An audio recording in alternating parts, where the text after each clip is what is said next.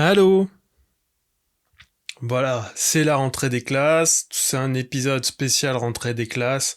Je sais pas si je vais adresser le fait qu'il n'y ait pas eu d'épisode depuis maintenant, c'était 2013 le dernier, voilà, j'étais aux toilettes. Euh, c'est pas grave, voilà, c'est très bien comme ça. Là, je reprends le podcast avec un planning très serré. Je vais refaire pour la millième fois la vanne de il y a plein de trucs en cours alors qu'il y a rien. Donc je vais jusqu'au bout. Voilà. Donc qu'est-ce qu'il y a en cours? Production, coprod en fait avec Binge Audio. Non, c'est pas vrai. Jamais de studio de podcast. Voilà ce que je dis, trop de gros mots. Et je suis pas assez gentil. Alors que je suis vraiment 0% méchant. Jamais méchant avec personne, mais je suis jamais gentil. Et les studios de podcast, faut dire des trucs gentils sur la tolérance. Ce que je ne fais pas, parce que je sais pas, ça m'ennuie, voilà. Je, je suis un homme blanc hétéro, je me sens pas à ma place à parler. Non, si, c'est même pas ça, c'est juste que ça me fait chier, quoi. Faut tolérer les gens, ok? Vous m'entendez? Faut tolérer les gens, putain. Enfin, même ça, moi, ça m'a toujours un peu choqué, la notion de tolérance, c'est particulier, comme parce que dans la notion de tolérance, enfin, ça implique forcément qu'il y ait une gêne quelque part, quoi. Euh, on tolère pas les immigrés ou les homos ou des trucs comme ça, quoi. On tolère la douleur. On tolère, par essence, on tolère quelque chose qui est négatif. Ok? Donc, nique la tolérance, en vrai. C'est ça mon message. La tolérance, c'est condescendant. Quand vous tolérez quelque chose, vous partez du principe que ce truc-là est mauvais. Donc, pour tous ceux d'entre vous qui sont tolérants, c'est une belle preuve d'intolérance, tiens. Bande d'enculés. Donc voilà, donc pas de binge audio. Ça, quoi d'autre dans les tuyaux? Non, je sais pas. Bon, fin de la vanne pourrie. J'ai mis un générique. Bah voilà, générique.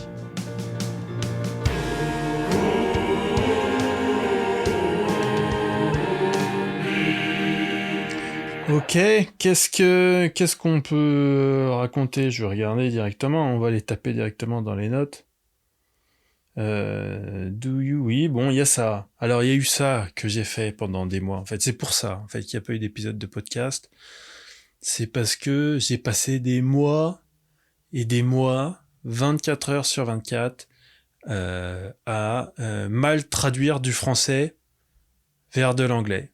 Voilà, j'ai fait que ça, hein, et ça a été une passion à moi, une passion dévorante pendant des mois de dire de la merde, quoi. Tout tel shit, hein. Voilà, des trucs. Et donc, mon préféré jusqu'ici, c'est de dire à quelqu'un. Alors, attention, là, on entre dans un domaine où faut parler anglais, faut parler français, il faut être moi, parce que sinon, ça va vraiment intéresser personne. Mais je m'en branle. Et donc, mon préféré, c'est de dire aux gens, Do you give yourself back accounts? Do you give yourself back accounts? Non mais tu te rends compte? Non mais tu te rends compte de ce que tu fais? Do you give yourself back accounts of what you do? Voilà. Ça m'éclate. Voilà. Je comprends en fait pourquoi il n'y a pas eu d'épisode. Ah oui, il y a eu des petites vacances aussi. J'oublie de parler de ça. Je suis parti en vacances avec Madame Blick. Je suis pas marié. Hein, je serai jamais marié de ma vie. Mais je suis parti en vacances avec ma meuf. C'était la première fois qu'on partait en vacances ensemble. Et je me suis rendu compte d'un truc, c'est que moi je suis pas trop aux vacances, ok. Et je suis pas bon pour les préparer, quoi. J'ai été toujours, ça a toujours été le rôle de la meuf dans mon passé, de de préparer les vacances parce que ça m'intéresse assez peu, quoi, en fait. Et donc, je vois pas l'intérêt de prévoir de où aller et où dormir ou ça. Et en plus, ça m'angoisse. En vrai, les vacances, ça m'angoisse. Putain, les meilleurs moments de ma vie, dans mon top 10 des meilleurs moments de ma vie, il y a au moins 7 places qui sont squattées par des retours de vacances, quoi.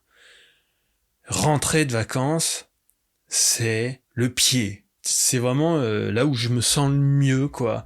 C'est d'ailleurs, du coup, ça vaut le coup de partir en vacances pour le moment où, dernier jour, allez, putain, c'est terminé, on rentre à la maison, quoi. Tu rentres à la maison, tu jettes tes valises, tu te mets un film. Oh, la sensation de béatitude, quoi. Enfin bon, donc je suis pas trop vacances, vacances en couple.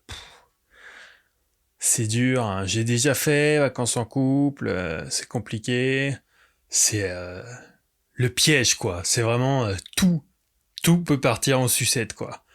Moi, ça m'est déjà arrivé de partir. Déjà, moi, quand je pars en vacances, donc, enfin, c'est un traumatisme, les vacances, en vrai. Je sais pas comment vous faites. Vous êtes fous de le truc de prendre un transport, d'être à l'heure, de faire une valise, c'est déjà physiquement, c'est épuisant d'aller aux endroits pour se rendre dans les transports, dans les hôtels, machin, dans les Airbnb, peu importe. Mais en plus, mentalement, faut être là, quoi, faut être au taquet pendant 24 heures.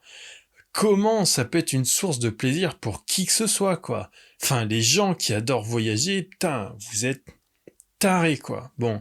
Et donc, partir en couple, c'est, de mon point de vue, ok, tout à fait personnel, c'est aller s'infliger 24 heures de stress physique et mental pour te retrouver dans un endroit inconnu, ok, tu connais personne, t'as aucun repère, donc là, moi déjà, c'est, on atteint la pire version de moi-même, quoi, hein. Dans ce paysage-là, c'est moi, mais en panique totale, quoi. Voilà. C'est moi avec un rythme cardiaque de 140. Ça peut pas bien se passer. Et en plus, tu fais ça avec ta meuf. La moindre réflexion, et ça peut être la fin, quoi. Donc, j'ai déjà fait, quoi. J'ai déjà fait des vacances avec des meufs, machin. Et les premiers jours, panique totale, quoi. Mise en péril de la relation amoureuse. Je me rappelle, hein, il y a une meuf une fois, à la fin des vacances, elle me dit alors comment t'as trouvé? Je fais bon, ça allait en vrai, parce qu'au bout d'un moment tu t'habitues, mais si j'avais été vraiment honnête, j'aurais dit oui, bon, bah, c'était, on aurait été aussi bien à la maison. Enfin bon, mais je dis ça va quoi.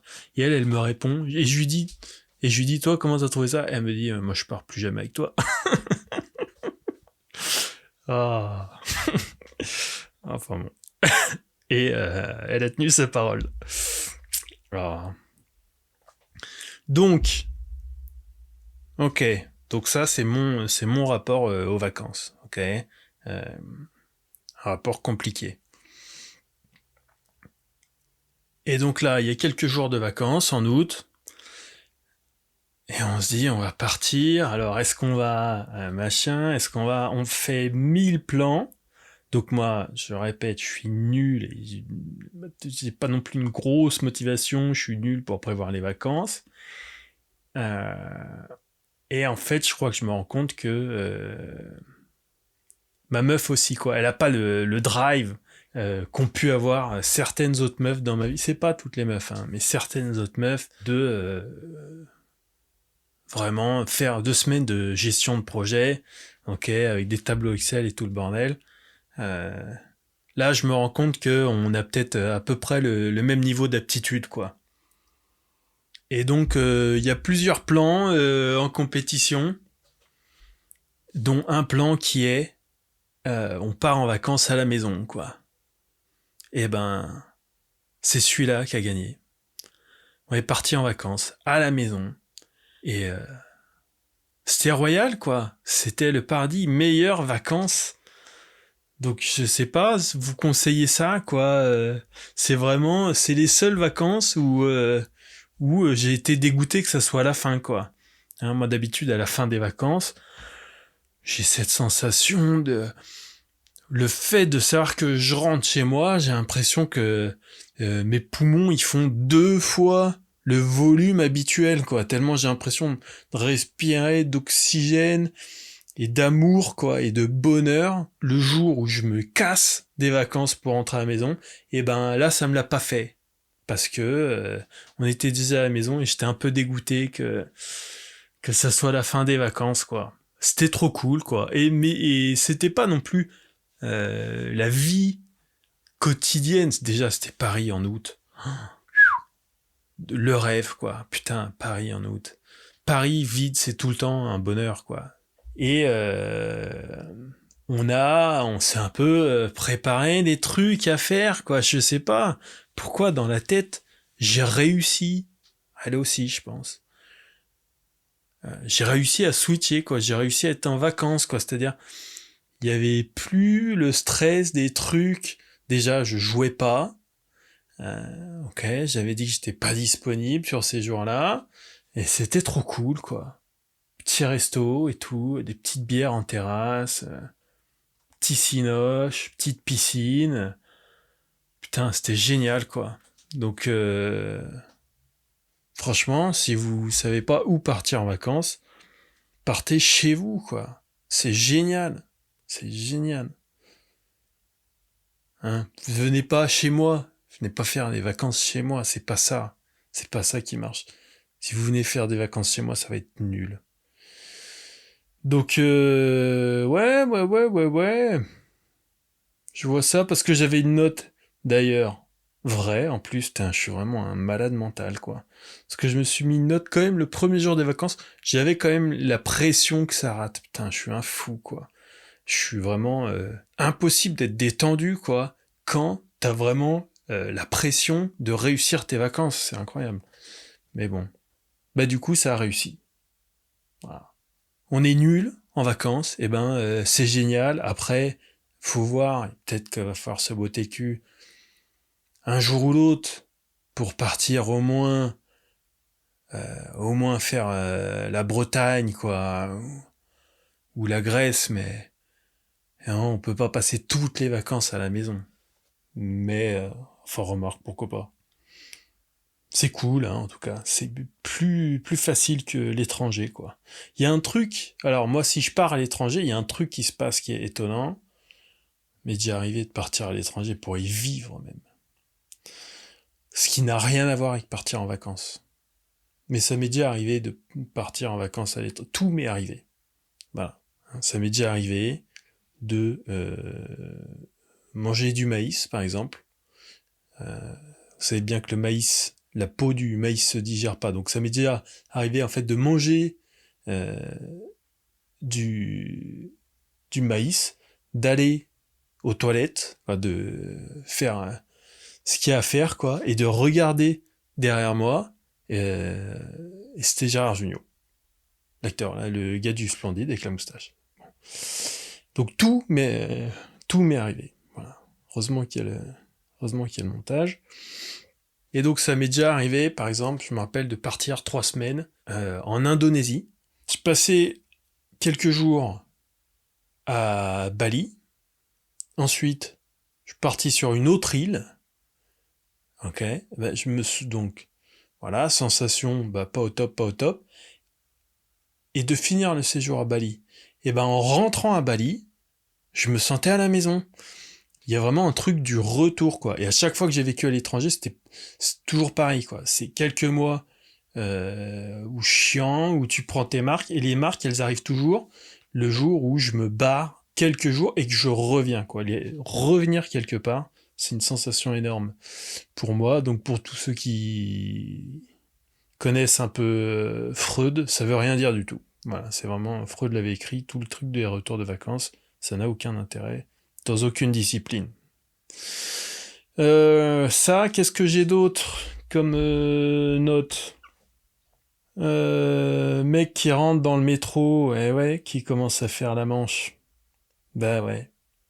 Bon, bah parce que voilà, hein, j'habite à Paris, donc forcément, 70% de ma vie, c'est le métro et les mendiants. Et donc là, il y a un petit combo, voilà, métro, mendiant, pas rare du tout, hein, pas du tout collector, très courant. Et je suis dans le métro, et il y a un mec qui rentre dans le métro, assez rempli, quoi, et il s'arrête juste devant la porte, fonce des au crack. Ok, ça se voit, parce que les gens qui prennent du crack, de toute manière, ça se voit. Hein. Quand tu prends du crack, ça peut se cacher une semaine, mais de toute manière, t'en prends jamais qu'une semaine. Donc voilà, un mec qui rentre, un zombie, et il est là, il commence à faire la manche, et il parle tout doucement. Le métro, il est blindé, il y a un bruit pas possible, il parle tout doucement, il y a que moi qui l'entends, et je sais bien, parce que moi je suis vraiment collé à lui, trop content, j'adore, collé à lui, quoi, et il regarde un peu dans le vague, comme s'il s'adressait à plein de gens, mais donc, lui, il est nul à son boulot. Entre parenthèses, il est nul, pourquoi? Parce que en plus, il y a que moi qui entends, mais en plus, j'ai mon casque, donc je suis même pas censé entendre, quoi. Tu vois, s'il me regardait, c'est juste j'ai éteint mon casque pour entendre ce qu'il disait. Bah, parce que, comme ça, voilà, je sais pas ce que ça fait de moi en tant qu'être humain, mais bon, c'est la vie, j'ai fait ça. Euh... Mais j'avais quand même le casque sur les oreilles, quoi. Et, ouais, il y a que moi qui entendais, et c'est gênant, parce que moi, je sais, je suis le seul, donc tout le reste du métro l'ignore, parce que de toute manière, ils entendent rien, quoi. Et je suis le seul à savoir qu'il est en train de rater sa performance, quoi. Ah, j'étais dehors, à un moment, j'avais envie de, je sais pas, quoi, de relayer aux gens de, hé, écoutez, il a dit ça, c'est pour bien dire, pour bien montrer que c'est pas moi qui va donner du blé. S'il vous plaît, écoutez, alors il a dit ça, après, il dit ça, parce que il y a ça. Voilà, moi j'ai pas, non mais je vous répète parce que moi j'ai pas un rond. Voilà, j'avais envie de faire un truc comme ça et je l'ai pas fait quoi. Voilà, j'ai juste rallumé mon casque. C'est terrible. Je suis mauvais. Terrible, hein. Le crack c'est ce qu'il y a de pire. Putain, le crack c'est vraiment. Alors que bon, je suis plutôt permissif sur le plan des produits stupéfiants, mais là, le crack, c'est vraiment, les gens sont trop stupéfaits, quoi. Surtout, et puis il y en a plein, quoi. On les voit descendre le boulevard de Magenta, s'ils arrivent c'est les White Walkers, c'est comme dans Game of Thrones, quoi. Waouh. On les voit descendre petit à petit, quoi. Ils s'aventurent, et c'est terrible, quoi. C'est des zombies, c'est des gens qui ont plus de vie, hein, évidemment. Hein. Bon, ça m'amuse pas de voir des gens qui dorment par terre, des gens qui sont alcooliques ou machin. Mais le crack, c'est vraiment, c'est la mort, quoi. Quand je vois quelqu'un défoncer au crack, je me dis, putain, c'est comme s'il était mort, quoi. Donc, c'est terrible, c'est triste. Ah, ben voilà. Ben, c'est devenu triste maintenant, le podcast. Avant, on savait pas trop ce que c'était. Maintenant, c'est triste. Les gens sous crack, malheureusement, ben, c'est un peu comme s'ils étaient morts. Et surtout, moi, un truc qui me fait, auquel je pense souvent, c'est les gens qui vendent du crack. Pas les gens qui vendent un peu de crack pour avoir un peu de crack pour fumer à eux, quoi. C'est vraiment, il y a forcément des gens qui s'occupent d'un réseau de vente de crack et qui sont pas eux-mêmes défoncés parce qu'il y a un moment, euh, pour faire du business, ça devient compliqué, quoi. Si t'es défoncé, tout devient compliqué. Hein, parler dans le métro, ça devient compliqué. Bon. Et ben, s'il y a des gens qui sont pas eux-mêmes dépendants au crack et qui en vendent à d'autres gens qui sont dans la merde, voilà, ces gens-là sont vraiment les pires êtres humains de la planète, quoi. Je sais plus quoi dire. Je sais plus quoi dire. Voilà. Je sais plus quoi dire. Je donne des leçons de morale aux vendeurs de crack alors qu'il y a peut-être des vendeurs de crack qui sont adorables. Donc j'arrête là. Voilà. J'ai pas. Faut se remettre un peu aussi dans le. Faut se remettre dans le truc. Hein. C'est compliqué de. Hop, donc voilà, là je fais un petit épisode.